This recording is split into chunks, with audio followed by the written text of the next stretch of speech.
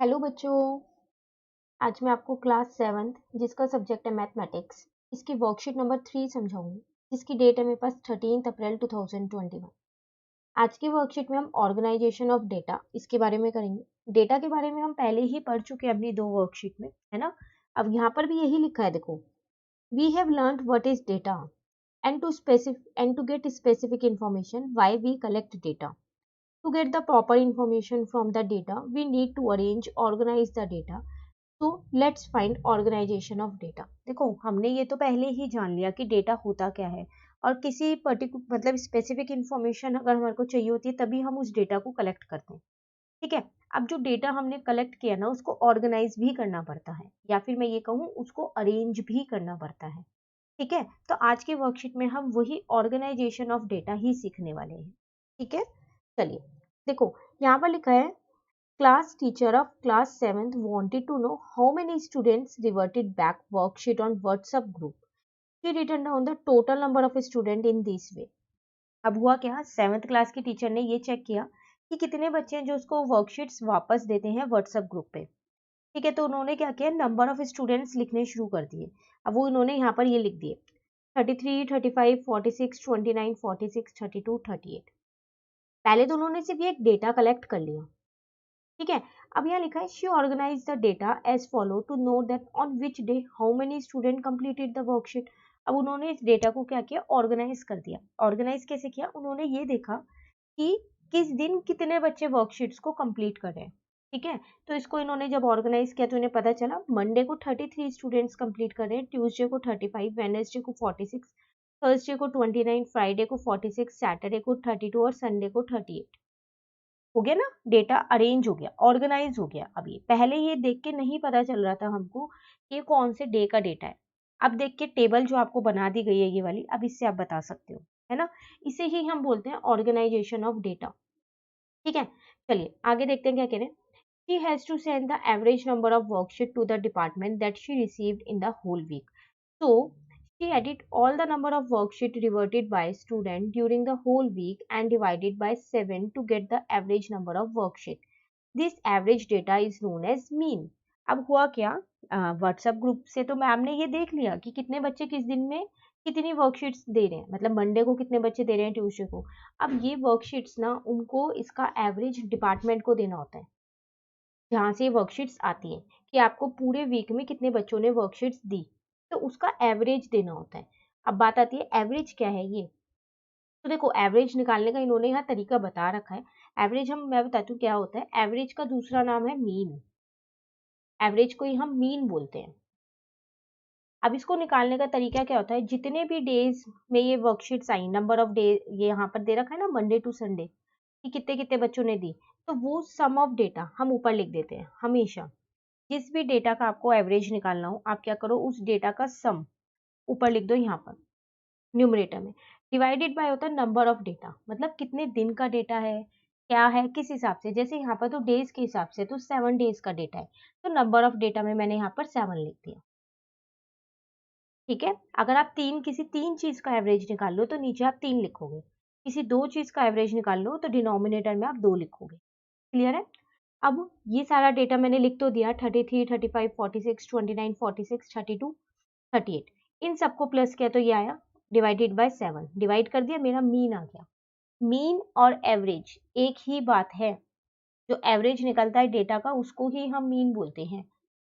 ठीक है, चलिए आगे यहाँ पर कह रहे हैं now the teacher observe that on Wednesday and Friday the same number of student reverted the sheet means 46 repeated 2 times.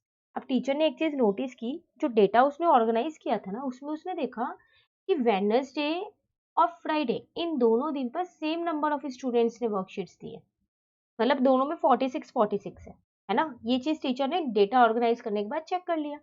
अब यहाँ पर है hence the data which occur most often is known as mode and in above case mode is 46। तो इसका मतलब data में जो भी वैल्यू ज्यादा बार आई होती है, जैसे कि यहाँ पर 46 2 बार आई है, बाकी सब एक एक ही बार आई है, तो इसका मतलब 46 ज्यादा बार आई है।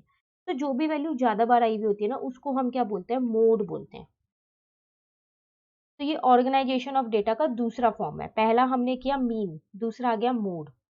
ठीक है, मीन का फॉर्मूला पता चल गया आपको, ये है। मोड का आपको ये पता चल गया, जितनी बार डेटा में जो नंबर सबसे ज्यादा बार है वो मोड होता है। क्लियर है। एक और छोटा सा रह गया मीडियन, चलिए वो भी देख लेते हैं। कह रहे to know on which 3 days less than 35 and on which 3 days more than 35 student reverted the worksheet, we write the data in increasing और decreasing order and the data that comes in the middle is called the median. अब हमको ये देखना है कि कौन से 3 दिन में 35 से कम स्टूडेंट्स ने दिया और कौन से 3 दिन में 35 से ज्यादा स्टूडेंट्स ने वर्कशीट्स दी। ठीक है, अब करेंगे क्या इसके लिए, देखो हम जो हमारा डेटा है ना वो हमारी मर्जी है, हम उसको इंक्रीजिंग, असेंडिंग या डिसेंडिंग किसी भी एक ऑर्डर में पहले अरेंज कर लेंगे। ठीक है, अरेंज करने के बाद जो उसकी मिडल वैल्यू होगी वो हमारा क्या बन जाएगा, मीडियन बन जाएगा। अब यहाँ पर भी एक चीज आती है, जैसे अगर मैं आपको यही वाला एग्जांपल लूं जो ऊपर हमारे को दे रखा था, ये मंडे टू संडे वाला, अगर हम इसको अरेंज करना चाहें तो देखो सबसे पहले मेरे पास 29 आएगा।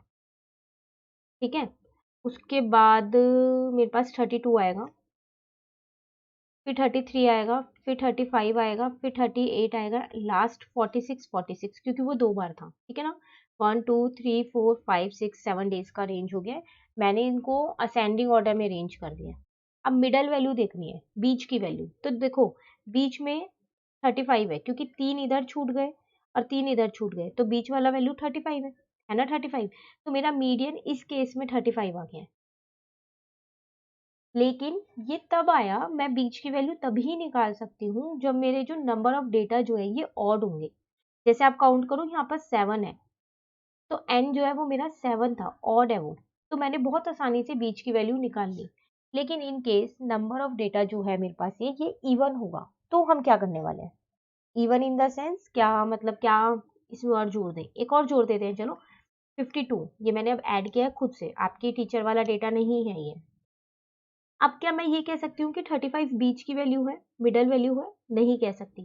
क्यों नहीं कह सकती, क्योंकि अब इधर तो मेरे पास 3 रह गए लेकिन इधर मेरे पास 4 हो गए, तो ये मिडल वैल्यू नहीं है मेरी, अब नहीं है ना ये मिडल वैल्यू। तो अब हम क्या करेंगे, कुछ चेंजेस हमको करने पड़ेंगे। वो क्या, जब भी n मेरे पास 8 हो गया, जब भी n इवन होता है तो हम क्या करते हैं, बीच की 2 वैल्यूज लेते हैं।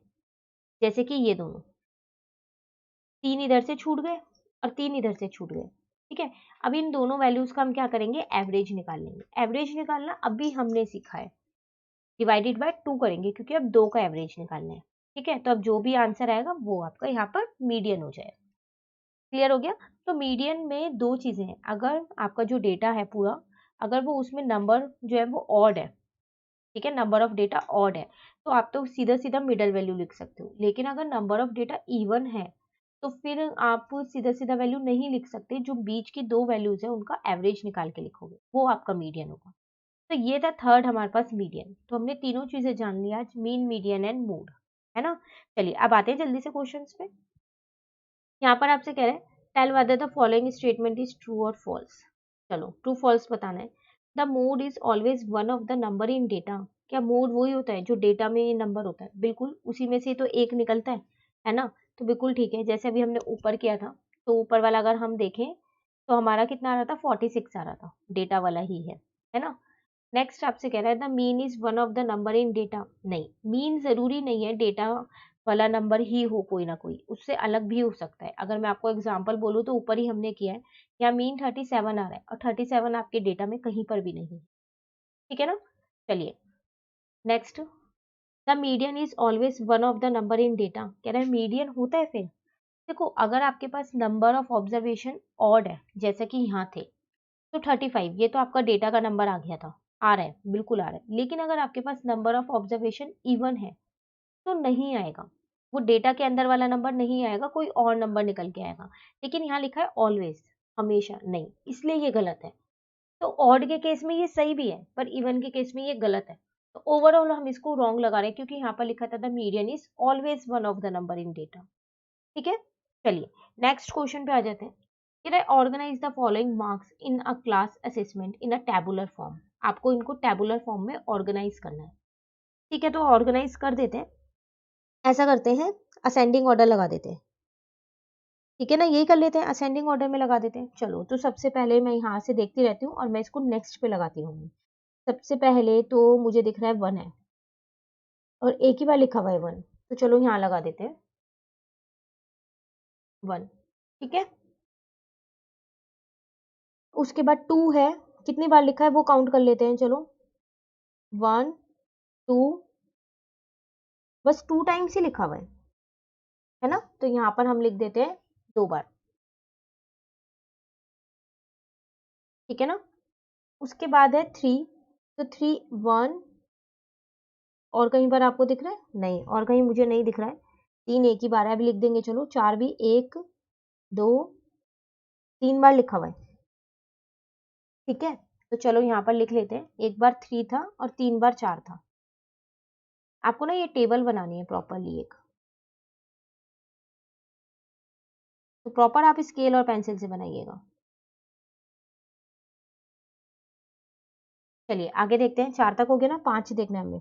1 2 3 4 5, 5 टाइम्स लिखा है। ठीक है ना, तो चलो यहाँ पर लिख देते हैं 5 टाइम्स, 1 2 3 4 5।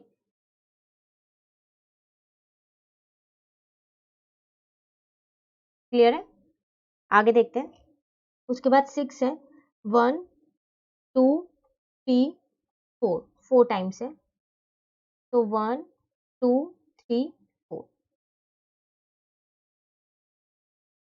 ठीक है, उसके बाद 7 देखते हैं, 1